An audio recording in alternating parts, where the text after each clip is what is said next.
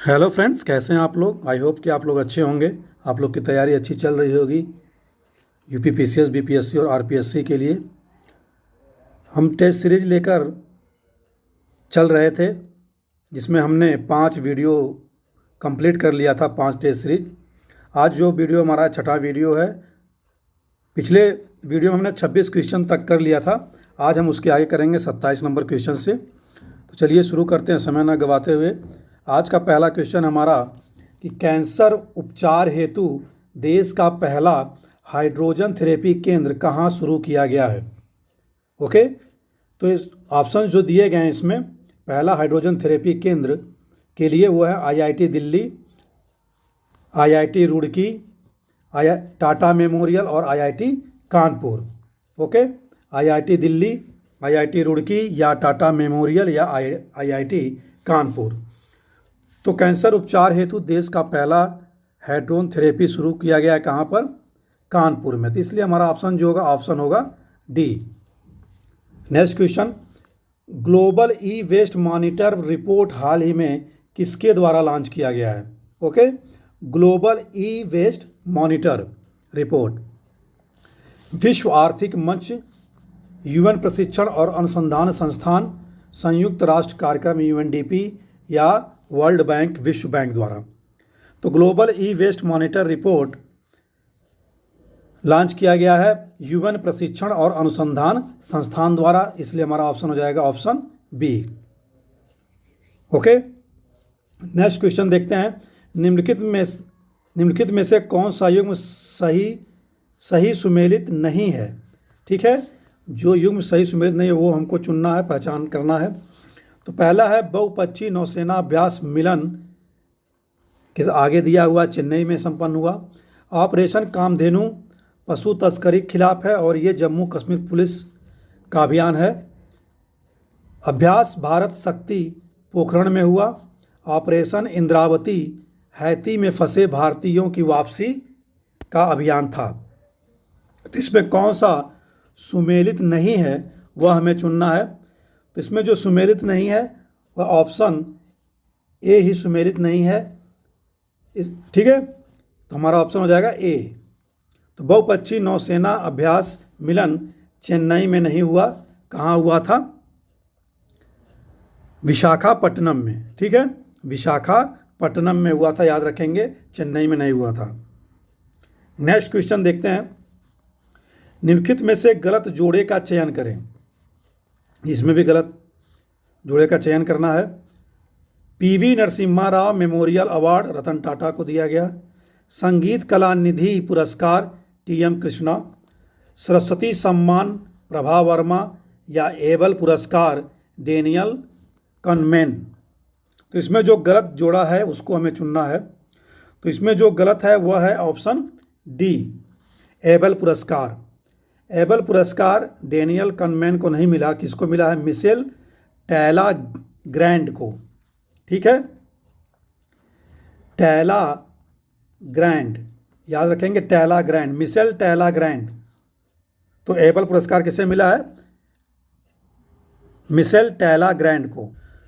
Next question देखते हैं next slide में। अगला क्वेश्चन हमारा सिपरी से रिलेटेड है।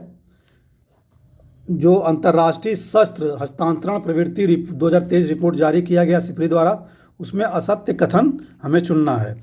तो पहला जो ऑप्शन है, ऑप्शन ए, उसमें कहा गया कि विश्व में शस्त्र निर्यातक सर्वाधिक हिस्सा क्रमशः अमेरिका, फ्रांस, रूस और चीन का है।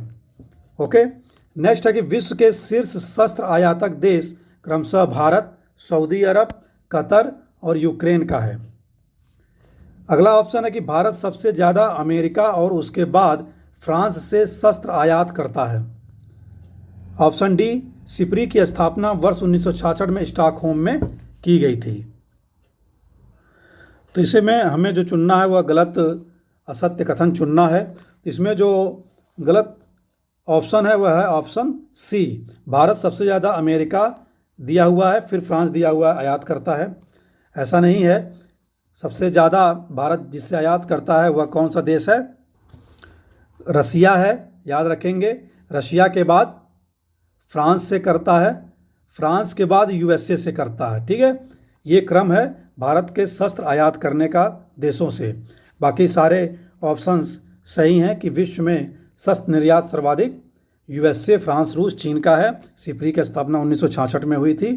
ओके, विश्व के शीर्ष शस्त्र आयातक देश कौन कौन से हैं? भारत, सऊदी अरब, कतर और यूक्रेन। नेक्स्ट क्वेश्चन देखते हैं। हुरून ग्लोबल रिच लिस्ट 2024 के अनुसार फर्स्ट, अरबपतियों की सर्वाधिक संख्या चीन में है। बीजिंग को अरबपतियों की राजधानी का खिताब वापस मिला। गौतम अदानी भारत के संदर्भ में शीर्ष अरबपति हैं। एलन मस्क के बाद जेफ बेजोस विश्व के शीर्ष अरबपति हैं।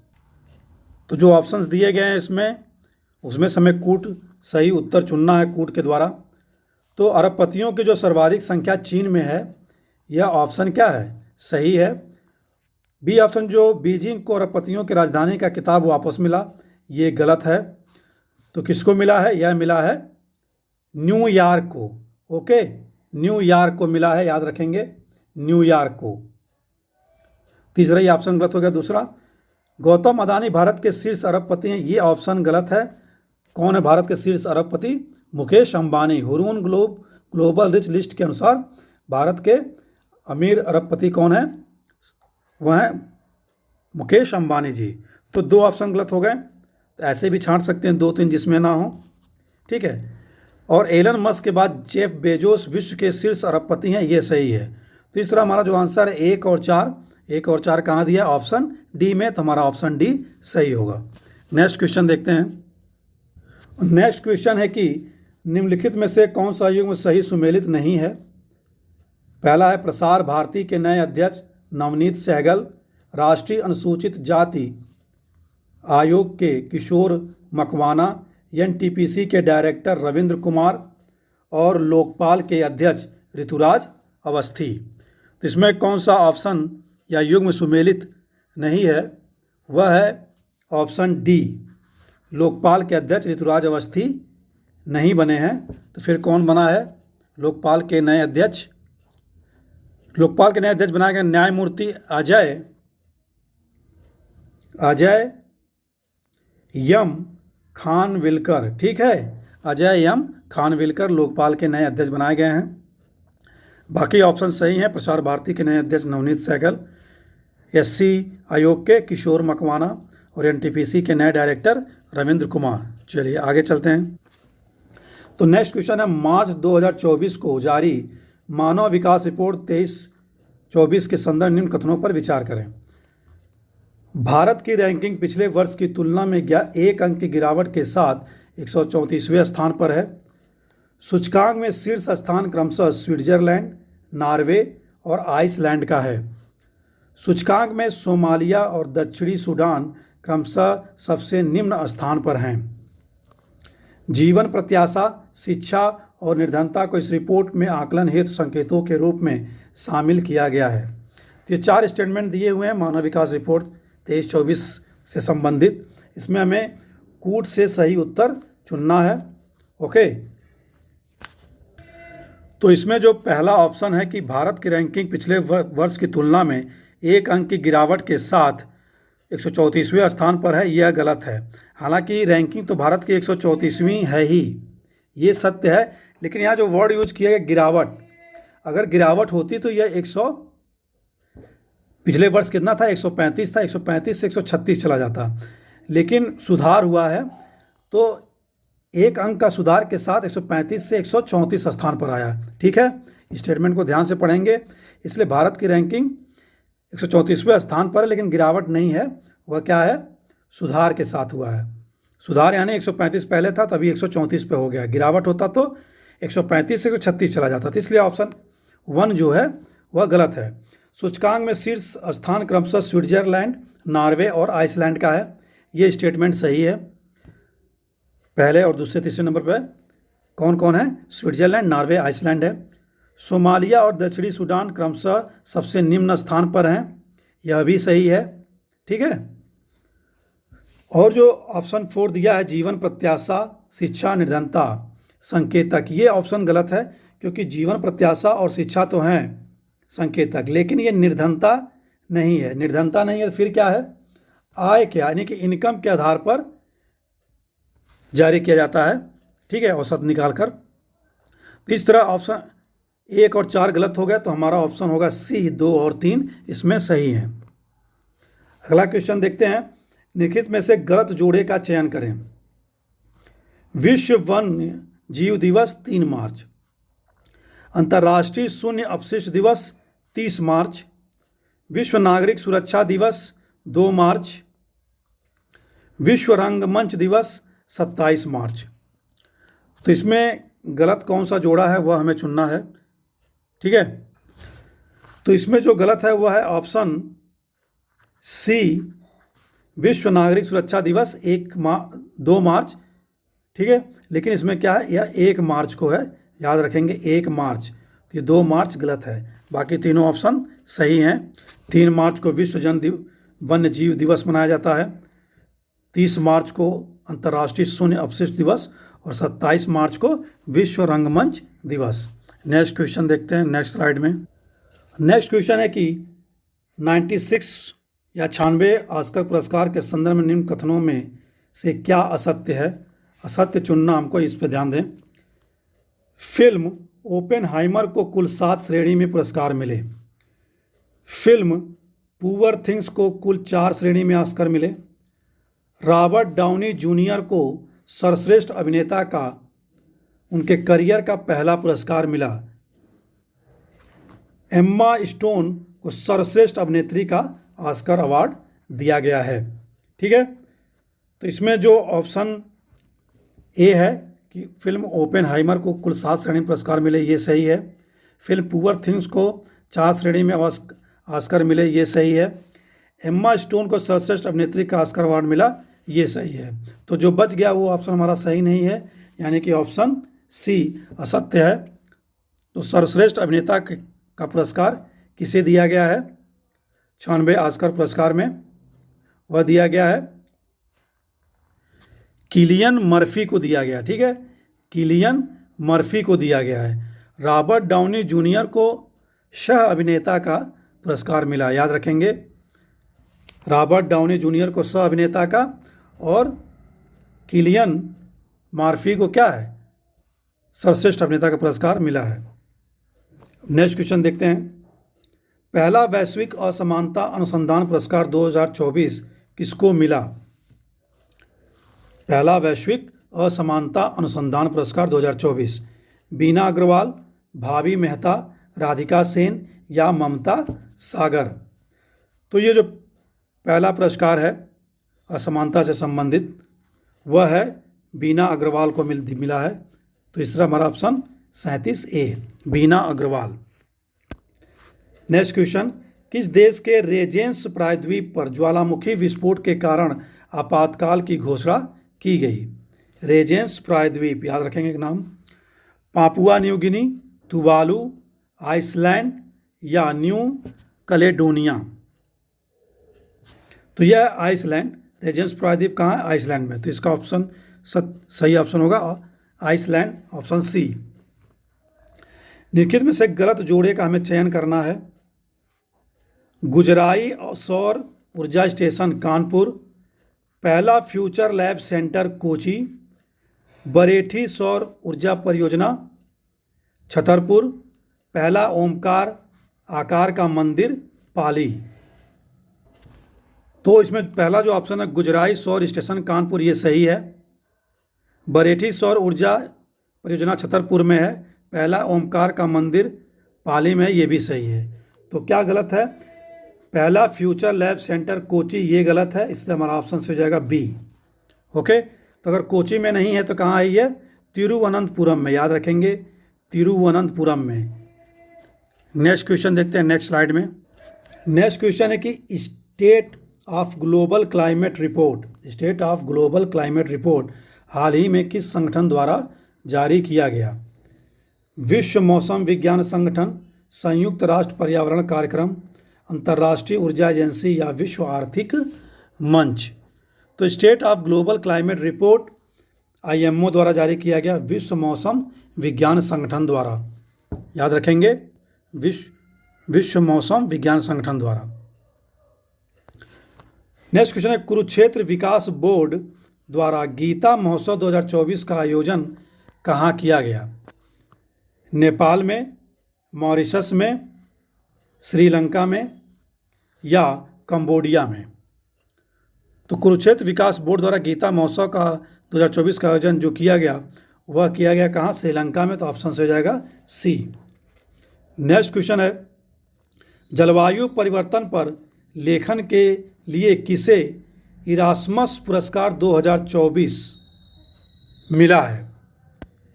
इरास्मस पुरस्कार 2024 मिला है। तो इसमें ऑप्शन है अरुंधति राय, अकीरा तोरियामा, पूर्णिमा देवी वर्मन या अमिताभ घोष। तो इसका ऑप्शन है अमिताभ घोष, 42D।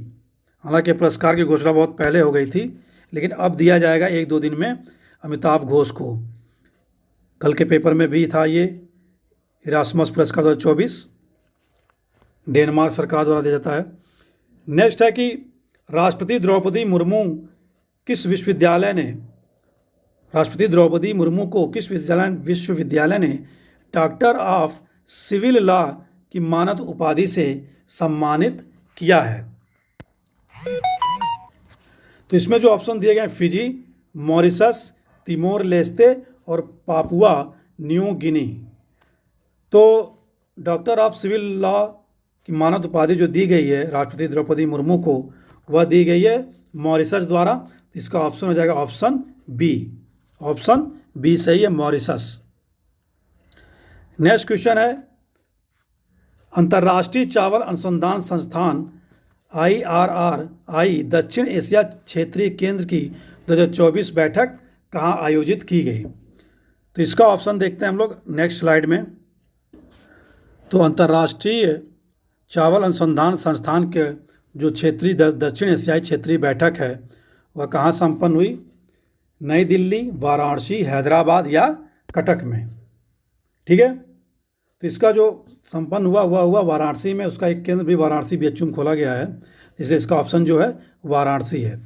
अगला क्वेश्चन है, भारत के पहले स्वदेशी हरित हाइड्रोजन ईंधन सेल अंतर्देशीय जलमार्ग जहाज का शुभारंभ कहाँ किया गया? ठीक है, तो भारत का जो ये पहला स्वदेशी हरित हाइड्रोजन ईंधन सेल है अंतर्देशीय जलमार्ग जहाज कहाँ खोला गया, शुभारंभ किया गया? थूथुकुडी, कोच्चि, विशाखापत्तनम या कोलकाता में? तो इसका शुभारंभ कहाँ किया गया? थूथुकुडी में। ठीक है, याद रखें थूथुकुडी। नेक्स्ट क्वेश्चन है, निम्नलिखित में से किस राज्य ने सुगम्य सहायक योजना का शुभारंभ किया है? तो सुगम्य सहायक योजना का शुभारंभ का ऑप्शन दिए हुए हैं दिल्ली, हिमाचल प्रदेश, राजस्थान या छत्तीसगढ़। तो सुगम सहायक योजना का शुभारंभ किया गया कहाँ पर? दिल्ली में, यानी कि इसलिए हमारा ऑप्शन होगा ए। नेक्स्ट क्वेश्चन है, निम्नलिखित में से गलत जोड़े का चयन करें। निकारागुआ, अच्छा राजधानी दिए हुए हैं, निकारागुआ राजधानी मानागुआ, सूरीनाम का पारामारिबो, घाना का अक्रा और मॉरिशस का पोर्ट मोसरबी। तो जो इसमें ऑप्शन गलत है वह है ऑप्शन डी, मॉरिशस। मॉरिशस का क्या? पोर्ट लुइस है, याद रखेंगे, पोर्ट लुइस। ओके, बाकी निकारागुआ का मानागुआ है, सूरीनाम का पारामारिबो और घाना का अक्रा। नेक्स्ट क्वेश्चन देखते हैं, मोहम्मद मुस्तफ़ा किस देश के नए प्रधानमंत्री बने हैं? Mohammad Mustafa, Malaysia, Jordan, Philippines या साउथ सूडान? तो मोहम्मद मुस्तफ़ा फ़िलिस्तीन के नए प्रधानमंत्री बने हैं, वह हैं फ़िलिस्तीन के। तो ऑप्शन सी सही है हमारा, ऑप्शन सी। नेक्स्ट क्वेश्चन देखते हैं। नेक्स्ट क्वेश्चन है, हाल ही में अनजस्ट क्लाइमेट रिपोर्ट किस संस्था द्वारा जारी की गई है? FAO यानी कि खाद्य एवं कृषि संगठन, संयुक्त राष्ट्र पर्यावरण कार्यक्रम, जलवायु परिवर्तन पर अंतर सरकारी पैनल, विश्व आर्थिक मंच। तो अनजस्ट क्लाइमेट रिपोर्ट जारी किया गया है किसके द्वारा? खाद्य एवं कृषि संगठन द्वारा, खाद्य एवं कृषि संगठन, जिसका मुख्यालय कहाँ पर है? रोम में है। यूएनडीपी का मुख्यालय कहाँ पर है? नैरोबी। ओके। विश्व आर्थिक मंच जिनेवा में है। ओके। तो अनजस्ट क्लाइमेट रिपोर्ट खाद्य एवं कृषि संगठन द्वारा जारी किया गया है। आज के वीडियो के बाद जो लास्ट क्वेश्चन है 50 नंबर का क्वेश्चन है, ब्लू लाइन सीमांकन रेखा, ब्लू लाइन सीमांकन रेखा किन दो देशों के मध्य यूएन द्वारा वर्ष 2000 में बनाई गई थी? ठीक है, वर्ष 2000 में बनाई गई थी। इजराइल मिस्र, इजराइल जॉर्डन, सीरिया जॉर्डन या इजराइल लेबनान। ब्लू लाइन सीमांकन रेखा यूएन द्वारा बनाया गया वर्ष 2000 में, और यह बनाया गया इजराइल और लेबनान के मध्य। तो ऑप्शन हो जाएगा ऑप्शन डी। तो इस तरह हमने अपना 6th करंट अफेयर्स का वीडियो कंप्लीट किया है, जो आगामी एग्ज़ाम के लिए आपके लिए हेल्पफुल होगा। कल फिर हम एक वीडियो लेकर आएंगे करंट अफेयर से रिलेटेड, जो पूरे साल भर का हम कवर कर रहे हैं। ओके, वीडियो को लाइक करें, सब्सक्राइब भी कर लें चैनल को। नमस्कार, thanks for watching the video.